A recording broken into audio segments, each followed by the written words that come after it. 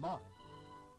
Well, certainly the clothes moth larvae have eaten holes in this jumper, but that's only because they have the natural instinct to make themselves a shelter. The larva bites off pieces of wool and makes itself a little coat. Here it is, finishing off the collar very neatly. When the coat is finished, it will act as a shelter. The larva can pull its coat after it as it moves about.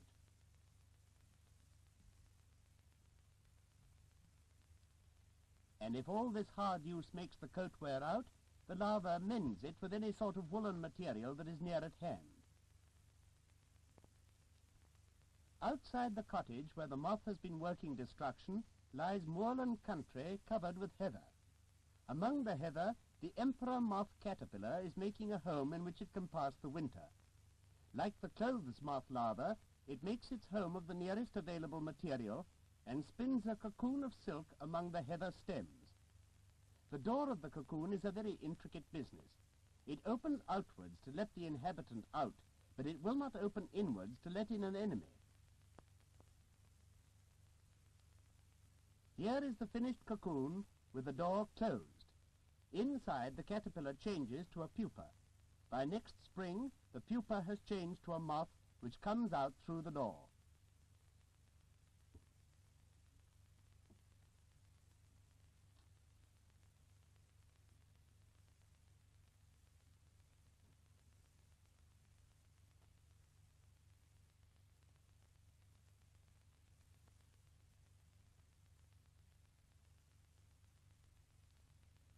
Across the fields is the oak wood.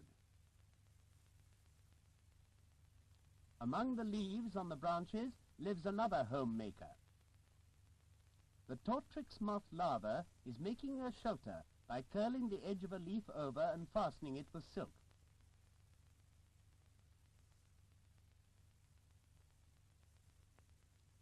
In this way, it makes a funnel, and inside it can live safely. Among the leaves of the May tree, the sawfly larva makes a home from silk, which it spins into a cocoon. It is a very busy and skilled worker. Notice how steadily and carefully it spins and weaves.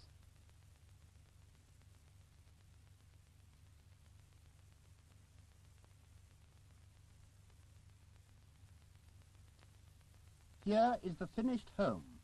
It becomes dark, and so is not easily seen among the leaves.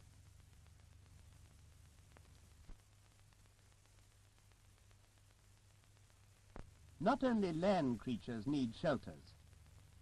Beneath the waves of the seashore, there are saltwater dwellers who are looking for safe retreats and who are using what is close at hand. Here, for instance, is the hermit crab. It has grown out of its last shell and is looking for another one. It's very afraid of being eaten before it can discover a new hiding place. When it finds a likely-looking shell, it feels inside to see if it's not already occupied, and then gets in. It really is a splendid fit. Before long, he's ready to walk off in it.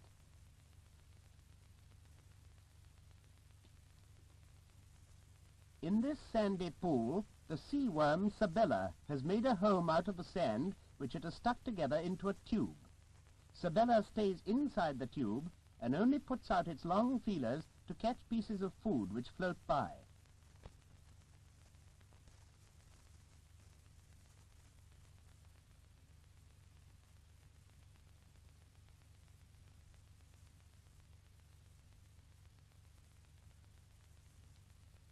If it's afraid, it goes right back into the tube and then comes slowly out again.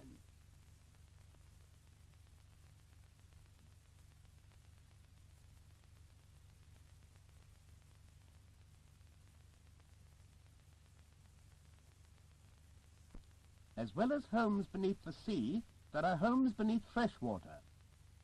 Down the hillside runs a stream. Under a stone at the bottom lives the caddis worm, which makes its home out of the white sand. The home takes the form of a kind of coat. Notice how the worm pushes it up into position.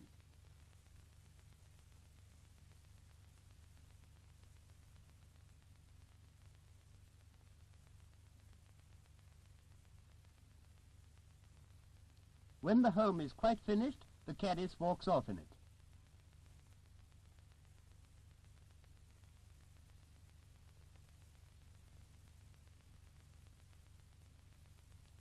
The stream broadens into a river.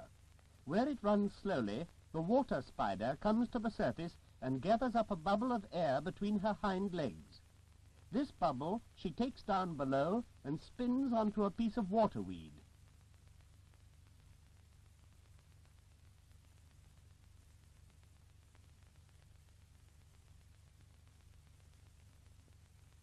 So she makes a home, and here she lives comfortably inside the bubble and takes her meals at her leisure. Here's another spider making a bubble at the bottom of the river.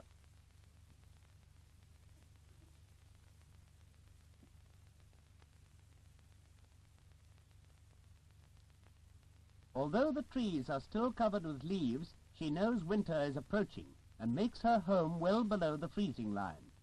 Here she will be safe through the winter when the leaves fall.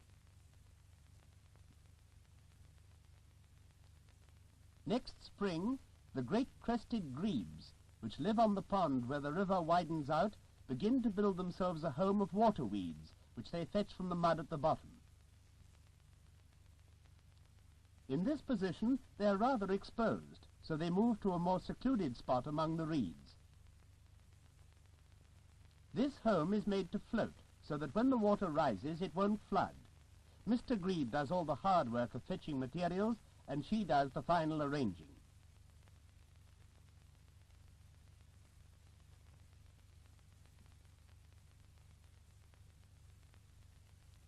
The weeds from the bottom of the pond are near at hand, and building proceeds quickly.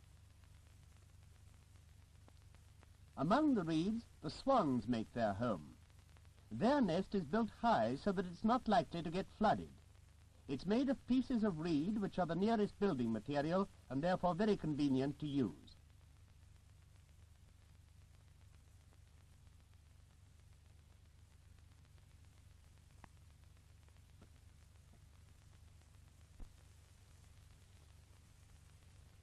And here, at the side of the river, is a baby otter in its nest. This nest, too, is made of pieces of dead reed, the nearest and therefore the best material for a nursery, for it is soft and warm.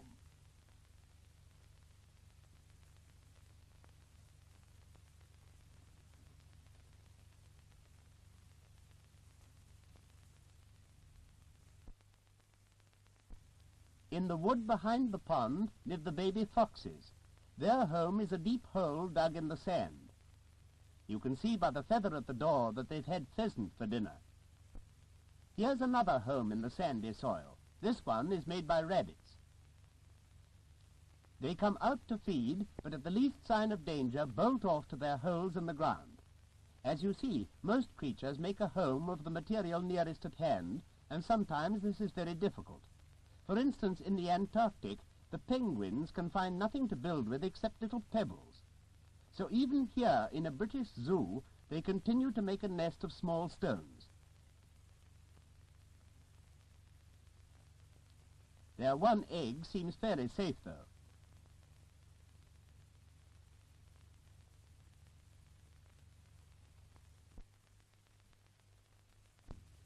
However, wild creatures are very adaptable. On a safe cliff, the rock dove makes a very rough nest of twigs.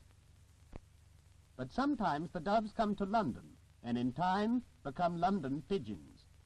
Here's one that has made a nest over this front door out of the nearest material available, in this case bits of string.